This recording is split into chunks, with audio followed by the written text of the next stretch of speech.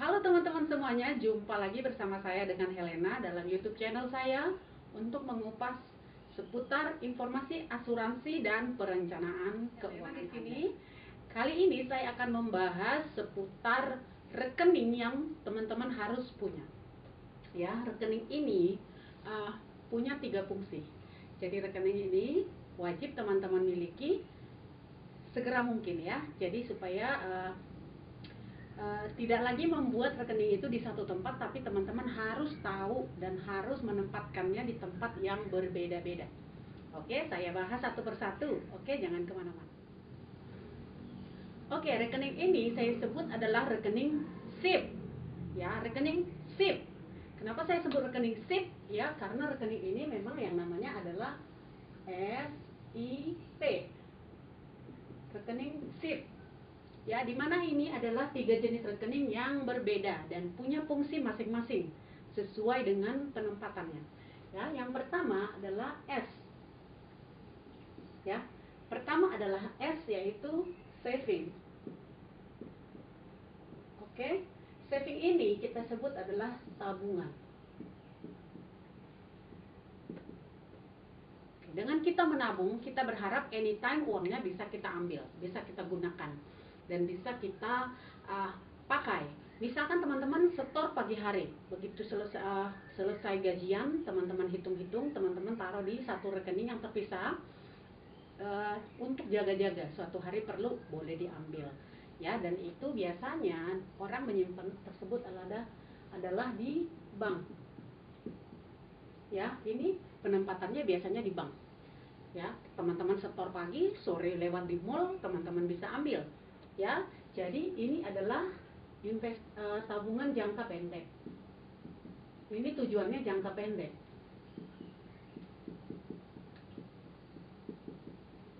Ya, saya cenderung menyebut tabungan ini hanya sebagai titipan, karena kita cuma menitip. Kita nggak berharap apa-apa, karena apa?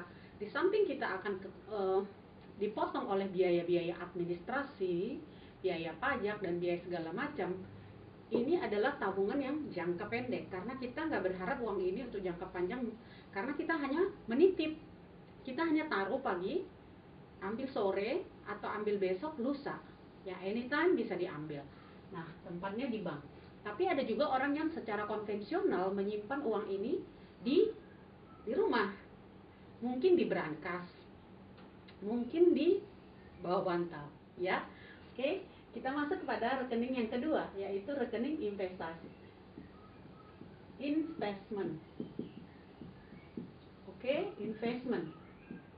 Nah, sebagaimana kita tahu, orang yang ingin berinvestasi adalah orang yang ingin mendapatkan profit jangka panjang. Kita nggak bisa berharap profit kalau kita membeli hari ini, minggu depan dijual. Ya, tentu kita akan mengalami kerugian jika kita membeli sesuatu, kita langsung menjualnya minggu depan. Contoh, hari ini kita membeli emas 1 gram. Nah, ketika kita menjual kembali di bulan depan, tentunya akan ada biaya-biaya yang dipotong. Ya, jadi tujuan investasi adalah tujuan jangka panjang. Oke, jangka panjang. Nah, orang berinvestasi dan untuk tujuan jangka panjang biasanya di mana? Tanah, emas, properti, saham. Oke. Nah, orang-orang berinvestasi dalam bentuk ini, di sini ya.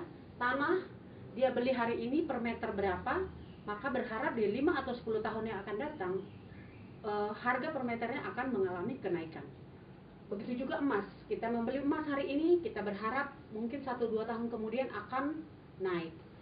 Atau orang ada juga berinvestasi dalam bentuk mata uang ya. Nah, di sini bentuk properti atau saham. Nah, ini bentuk-bentuk investasi yang banyak orang pakai saat ini. Oke, namun ada satu lagi yang namanya rekening P. Apa itu rekening P? Rekening P ini adalah rekening proteksi. Rekening proteksi ini adalah bentuknya kontrak pertanggungan asuransi. kontrak asuransi. Oke, kontrak pertanggungan asuransi, ya, yaitu kita menyerahkan seluruh resiko kita dikelola oleh perusahaan asuransi. Nah, oke, jadi saving investment protection. Kenapa kita perlu protection? Karena ketika kita melakukan investasi, melakukan saving, kita mau memastikan bahwa pada saat terjadi risiko sakit, risiko kehilangan income akibat penyakit yang kita derita, kita mau memastikan nih bahwa investasi kita dan savingnya kita tetap terjaga. Terjaga karena apa? Proteksi inilah yang akan mengcover. Apakah proteksi untuk kesehatan atau proteksi asuransi jiwa? Nah, ketika kita membeli proteksi asuransi kesehatan, ketika terjadi ketidakmampuan, misalkan kita sakit, maka rekening proteksi inilah yang akan mengcover segala biaya-biaya yang timbul di rumah sakit.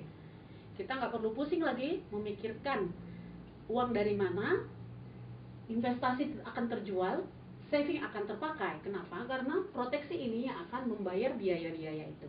Jadi ketika rekening ini, ya, ini adalah rekening yang harus teman-teman punya. Supaya apa? Supaya hasil kerja kerasnya kita, saving kita, hasil kerja keras kita, investasi, tujuan keuangan jangka panjang kita aman. Ya, aman ya. Karena apa? Tugas daripada proteksi inilah yang akan menjaga investasi dan saving Anda. Supaya apa?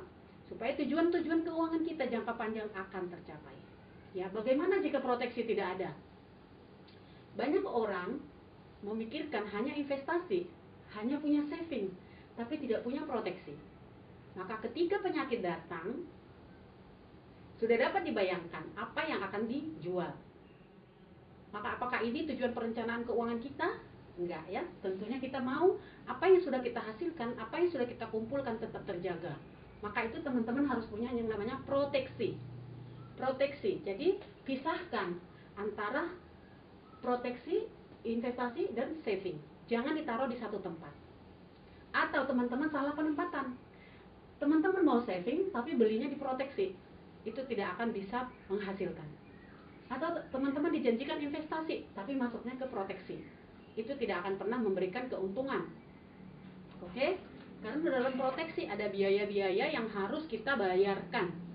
Namun ketika kita membayar proteksi, maka kita menciptakan aset baru dalam bentuk liquid.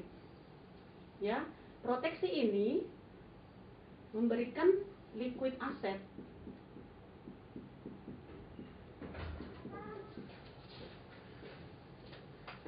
Oke, ini adalah aset baru yang diciptakan dengan kita membeli proteksi, ya. Membeli proteksi artinya kita menciptakan aset baru yang bisa kita pakai ketika terjadi resiko sakit. Sehingga kita tidak perlu memakai yang namanya investasi ataupun savingnya kita. So, teman-teman jangan takut berinvestasi, karena dengan berinvestasi ada aset liquid yang akan tercipta. Ini. Tapi liquid aset ini hanya bisa teman-teman pakai ketika sakit, ketika terbaring di rumah sakit. Ya, ini yang bisa kita pakai, liquid. Oke? So, ini informasi yang bisa saya share hari ini. Jika teman-teman butuh informasi yang lebih banyak lagi tentang asuransi seputar perencanaan keuangan, silahkan di-subscribe, ya, di-subscribe, atau teman-teman boleh message saya. Nanti saya akan memberikan informasi-informasi yang lebih lengkap, ya, atau ikuti video-video saya berikutnya. Oke? Bye.